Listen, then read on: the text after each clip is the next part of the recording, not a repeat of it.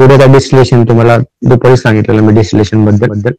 It is a process of converting a liquid into its vapour by heating and then condensing the vapour again into same liquid by cooling. ठीक आहे, ते मला सांगितलं डिस्टिलेशनचं कसं असतं.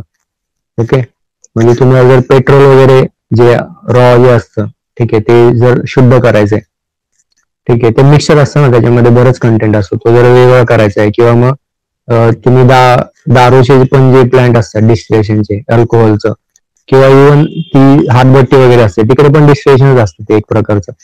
तर त्या डिस्टिलेशन मध्ये काय करतात, the process of converting a liquid into its vapour, त्याला लिक्विडला वेपर मध्ये कन्वर्ट करतात गरम करून, आणि ते गरम होऊन ते वरती त्याची वाफ जाते आणि त्या वाफेचं परत ते पाणी होतं, तर त्या प्रोसेसला कंडेन्सेशन म्हणतात. ठीक आहे, heating and then condensing the vapour again into the same liquid. हे जसं बॉइलिंग पॉईंट असेल ना, आता समजा मिक्सर आहे, 4 कंटेंट आहे त्याच्यामध्ये, त्या लिक्विड मध्ये चार प्रकारचे हे कंपोनंट आहेत, तर त्या बॉइलिंग पॉईंट नुसार ते वेगवेगळे होतात.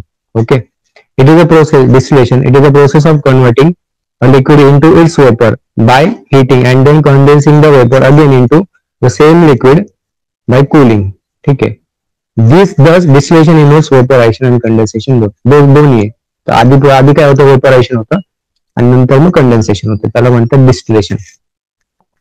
दिस method is employed to separate the liquids which have different boiling points. मी आता सांगितलं तुम्हाला, वेगवेगळे बॉइलिंग पॉइंट नुसार ते वेगळे होतात.